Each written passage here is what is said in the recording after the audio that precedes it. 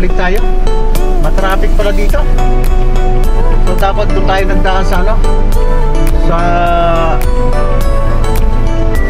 Puntang Amadeo. Abutin tayo ng gabi dito. Huwag tayo maaari dito. Balik tayo. Mauubos ang oras natin dito.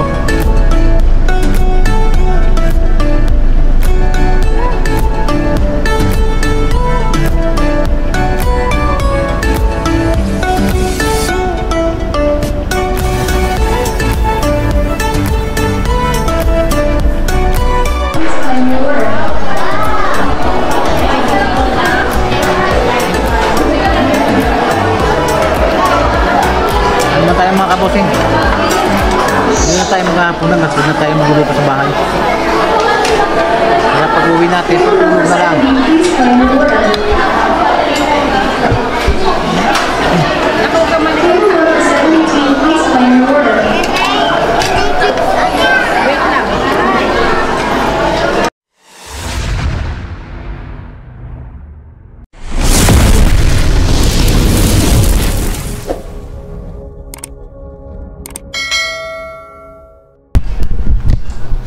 Yo mga kabosing, magandang araw na linggo. At bali ito po ay karugtong lang ng video ko nung nakaraan. So ngayong araw na ito ay araw ng linggo. So aakyat po tayo ng Tagaytay at as usual mag-road test ulit tayo ng unit. Ang ating i-road test ngayon ay ang Hi-Ace commuter dahil hindi ko pa ito na i-road test pataas. Bali nung nakaraan na road test ko yung isang pick up ko na Nissan Power Eagle, Ultra Power Eagle. At kung matatandaan nyo na pauwi ako ng Batangas, siya ang ginamit ko para at least ma-road test ko kung okay siya. So bali pakita ko lang ko na lang sa inyo mga kabosing yung pagkaka-road test ko ng aking pick up. So far naman okay naman siya, maganda siyang humatak at magandang aircon niya, kumakarera pa siya mga kabosing sa mga bago. So kung mapapansin nyo mga kabosing ay wala na siya, na sold out na siya ng nakaraang araw. At ito mga kabosing, ito naman ang ating i-road test. Hindi natin pwedeng gamitin ito o ibenta ito ng hindi natin i-road test. Katulad ng sinabi ko sa inyo, lahat ng unit ko ay in-road test ko bago ko i-on sale. Dahil itong Hi-Ace na to ay medyo maraming issue nung makuha ko. Ayan. Kaya lang hindi mo na siya mahahalata ngayon dahil napaganda na. Ayan. So testing natin mga kabosing. At doon tayo pupunta sa part ng Tagaytay. At bago ko malimutan mga kabosing ay ako po ay nakikiramay doon sa mga nangyari sa kuna noong nakaraang bagyo. Ngayon po ay maaraw na yung nangyaring bagyo kay Christine dito po sa amin sa Batangas, at lalong na po dito sa lugar ng Talisay at Laurel. Yan po ang apektuhan talaga. Napapanood ko na lang sa mga sa mga balita na sobra ang baha. At yan ay sa aking palagay, dati ng araw po naman ay hindi yan ganyan. So nade-develop po yung parting itaas, yung Tagaytay, yung parting Twin Lakes, Splendido. Kaya siguro yung mga nakalbong gubat ay bumaba sa mga part ng Laurel at Talisay. So talagang kinakailangan po natin na alagaan ang ating kalikasan. Yung mga puno, hindi pwede tayong putol ng putol dahil yun po ang naging resulta. So ayan mga kabosing, try natin na i-road test kung okay ito. At kung may issue to, kinakailangan natin iayos to bago natin ibenta. Bali mga kabosing, medyo magpapahinga muna tayo sa pagbebenta. Siguro by next year na lang muna uli. Pahinga muna tayo. Ayan, ganda siya. Hindi kaya ayan. Ayan. Commuter. Try natin mga kabossing. Let's go.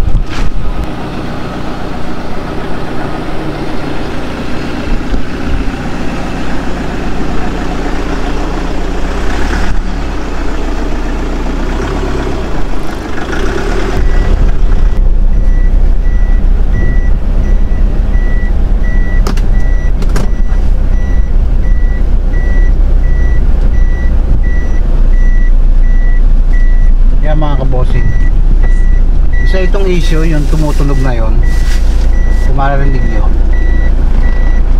hindi po normal yung tumutunog na yan. Bali kasama yan sa mga pintuan siguro, kaya tumutunog ng ganyan. Ayan, aalis natin yan kung bakit ganyan.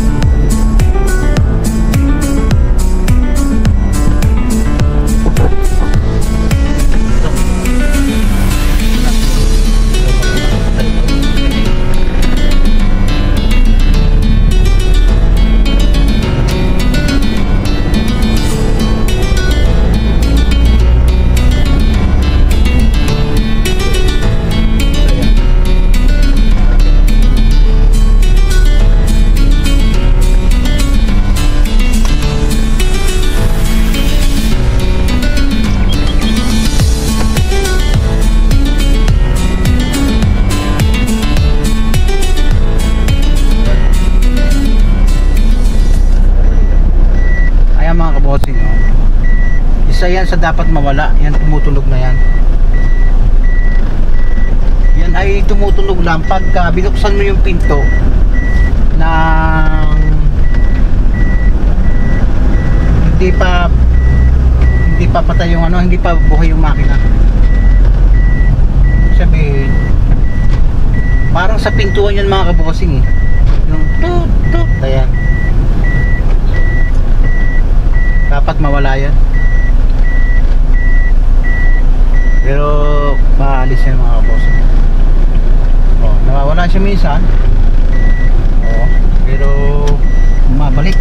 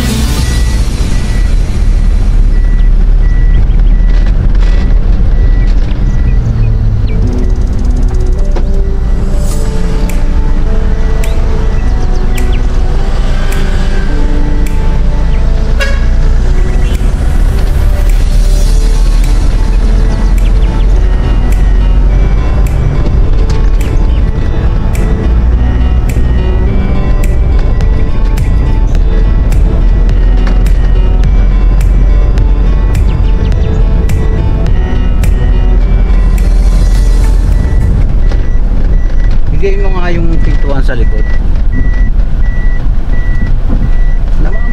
Tumutunog siya mga kabossing eh. Oh, nawawala.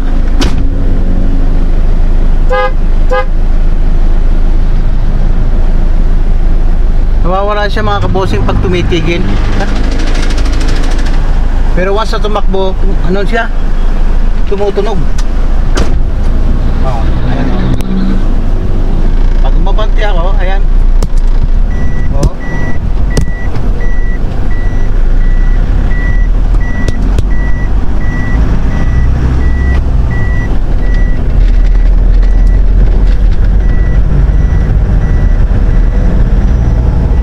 tumigil, nawawala. Pero mga minor lang yan mga kabossing. Titingnan natin ang takbo niya. Mawawala yan.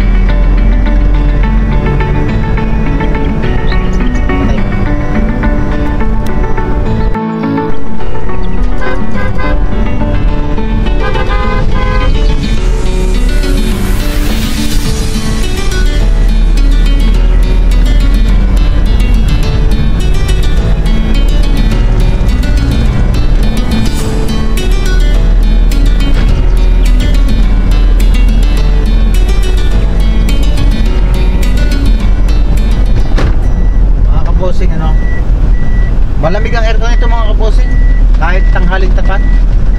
Kaya lang may tumutunog ang ganon na itinawag ko na doon sa gumagawa. Bali pinacheck ko na sa kasama niya, kaso hindi nakuha. Kaya sinaraan yung pag-aayusin ko.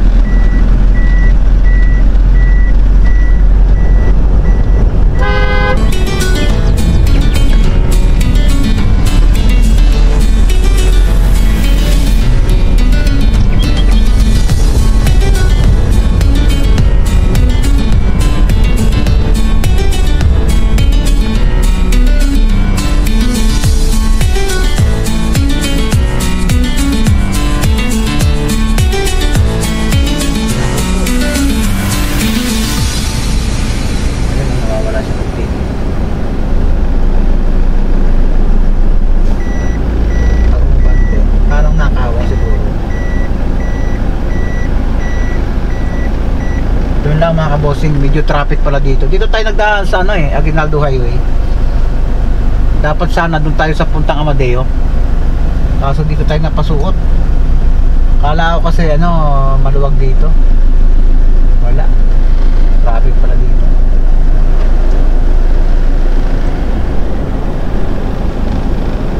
Sa totoo lang, okay din naman mapadaan tayo sa traffic para malaman natin pagka ito ay okay sa traffic. Pagbalik natin mga kabossing, hindi na tayo dito dadaan. Doon na tayo dadaan sa kabila. Para hindi tayo na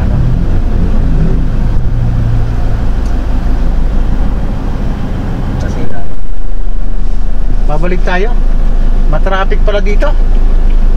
So dapat doon tayo nagdaan sa sa puntang Amadeo. Abutin tayo ng gabi dito. Hindi tayo maaari dito. Balik tayo. Mauubos ang oras natin dito.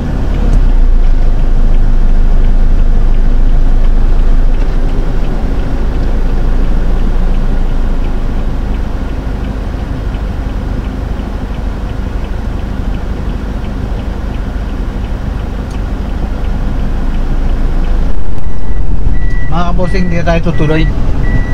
Mukhang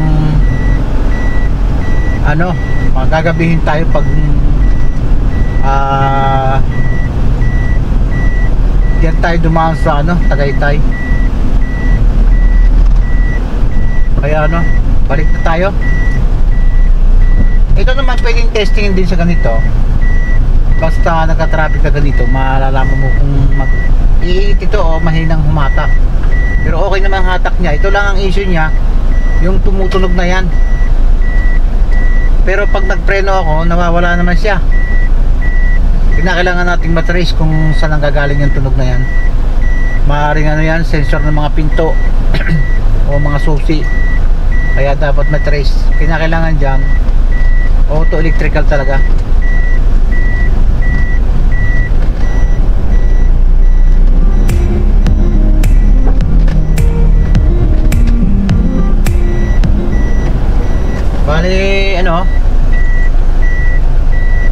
Sa tingin ko, kasi ako naman mga kabosing, napakatagal ko ng sa ganitong trabaho. Sa upo ko na lang at pagmamaneho, alam ko na yung magiging kung ang sasakyan ay may diferensya o wala, kahit saglit lang. Kasi ilang dekada na tayo mga kabosing dito sa trabaho na to, sa sasakyan na to, talagang kung sa pakikiramdam lang ay kayang-kaya kong pakiramdaman kung ang sasakyan ay may problema o wala. Kaya at ito naman ay subuko na rin sa ahon, medyo maganda naman sa ahon. Ito lang ang nagiging issue niya, yung tumutunog na yan. Bukas ay tatawag tayo ng auto electrical para mawala yan. Yan lang ang issue niya mga kabosing. Bali nung mabili ko to ay may tumutunog na ganyan. Akala ko nakuha ng isang electrical, pero hindi niya nakuha. Kailangan mawala yan. Hindi ko pwedeng tumutunog na ganyan, nakaka-irita, nakakabinga eh.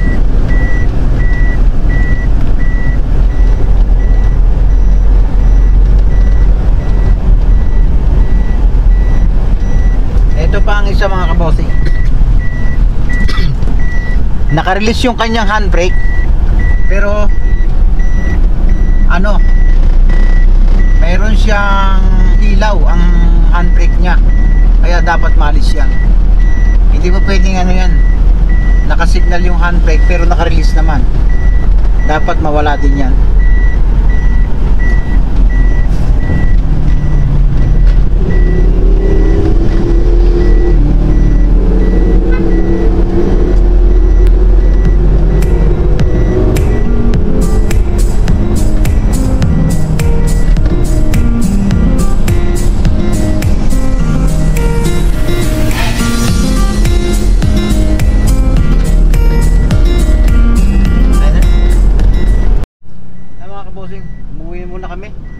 Bali na road test ko na rin naman. Ayos naman itong mga kabosing, yun lang ang mawawala. Saka yung signal ng handbrake, yun lang ang naging issue niya. Pero madali na yan. Itong ganitong high ace, hindi mo kinakailangan kasi bago pa naman to eh.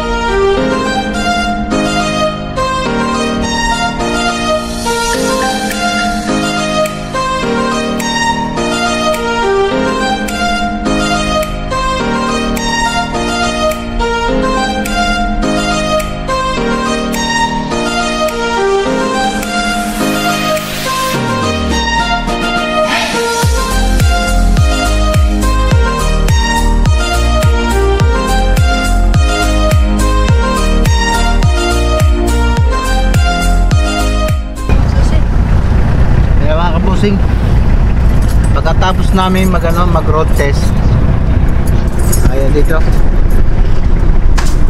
punta kami sa sa bayan at may bibilin daw kami. May bibilin daw sila, hindi ko alam kung ano bibili nila. Tuloy ng doon na siguro di makapagkapuna, kakain din kami. Samahan yung mga kabosing. Hindi na namin na road test ng diretso talaga sa Tagaytay, at Tagaytay yung yung high ace, sobrang napaka-traffic. Bali doon ko na lang inikot dito sa Dasma, diyan sa mga gentry, yung sasakyan, mukhang okay naman. Kaya yun lang yung issue, yung yung handbrake lang na nakasignal, at saka yung signal na tumutunog na hindi ko maintindihan kung saan galing yun. Medyo hapon na mga kabosing at sama tayo.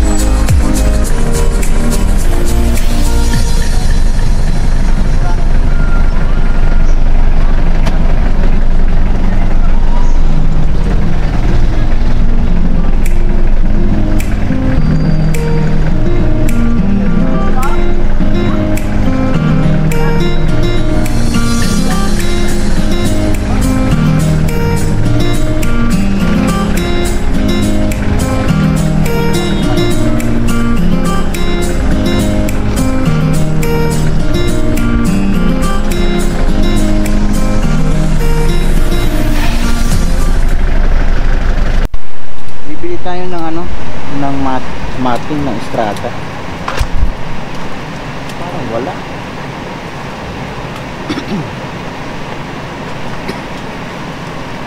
Buo.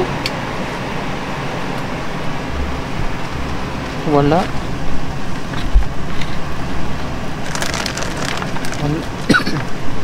Wala. Yan, dagdagan. Baka nga. Nakaming ka na ba din? Oo, nakabili na akong hiwa-hiwalay nun eh.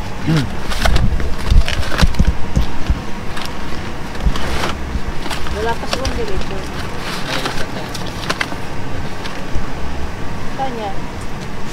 Saan? Hiwa-hiwalay. Ano ba yun?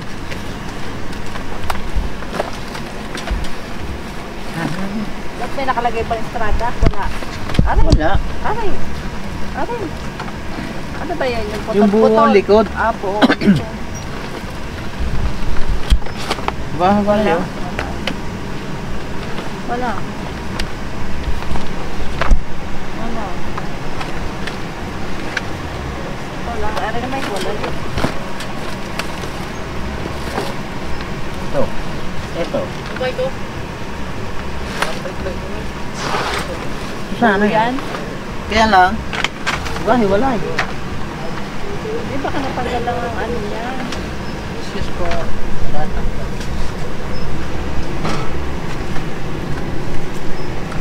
Hindi ba yan? Buo din. Wala din. Wala yung ano, katuwang. Pero wala lang yung ano yan, yung clip, yung hanger. Pero yan ay sana. Yan lang wala. Paano nape-presyon niya? Tayo na na. Hmm? Ay, ito sumunod. Tayo ano? Ah, hindi tawag. Ako, net. Parehas ba ang design? Parehas nga. Oh, ayan niya siguro. Parehas na. Ayan na, bigay mo na, sabi mo na kasi. Hindi ko alam kung... Meron din dito isa. Hindi yan. Yan, buo yan. Baka Ito, oh. yan. Ito na nga yun. Parehas na ito. Ayan oh. Ito na mga kung magkano to. Di ba hiwalay na kamoy?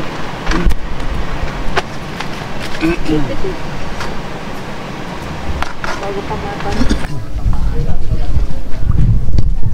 Ang mga kabusi, dito kami sa ano? Tindahan ng damit. Ano bang tawag dito? Department store. At nagsusukat daw kami. Okay na nga yan. Mahaba. Okay naman eh. Sos Mariose.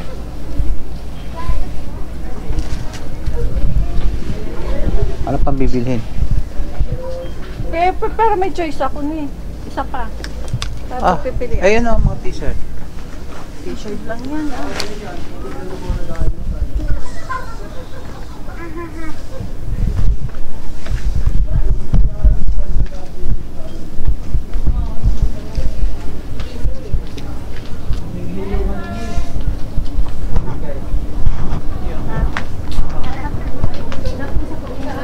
Mamayan tayo mga kabusi. At ano? Alam ko matagal ang bilihan yan.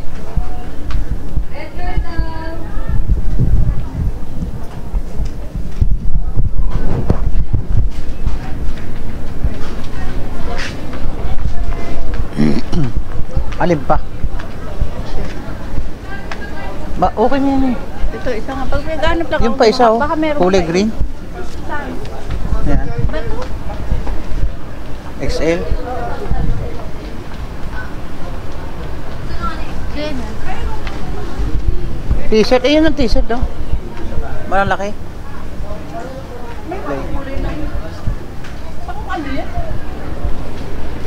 Oh. Wala na dyan maliit. Meron din.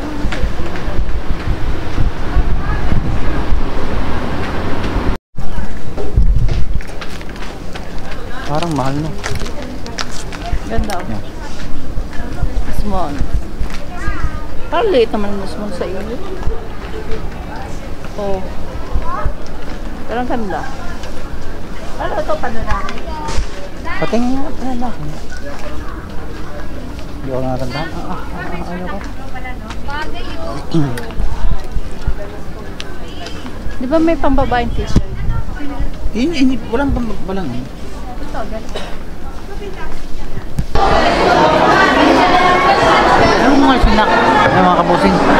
Kakain muna kami. Dito na kami maghahaponan sa Pinasal. Para pag uwi namin, hindi nang tutulog. Para hindi na tayo magluluto ng hapunan.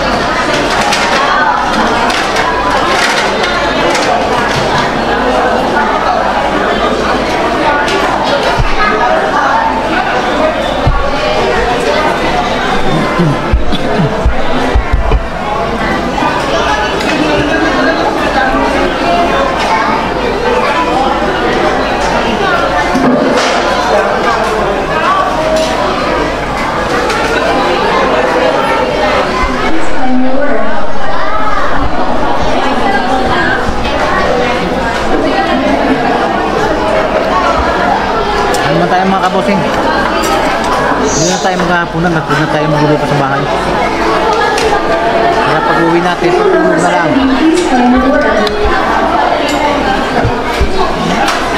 Table number 73, please claim your order.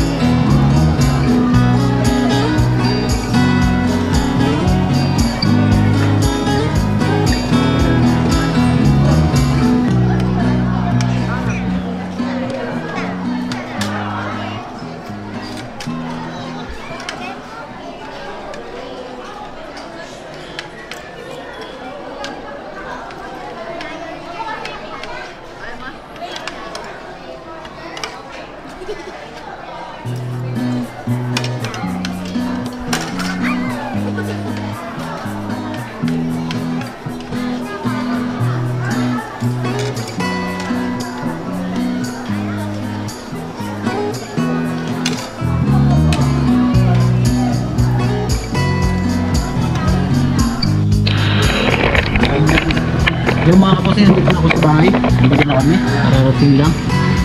At medyo nagpahinga ako ng konti.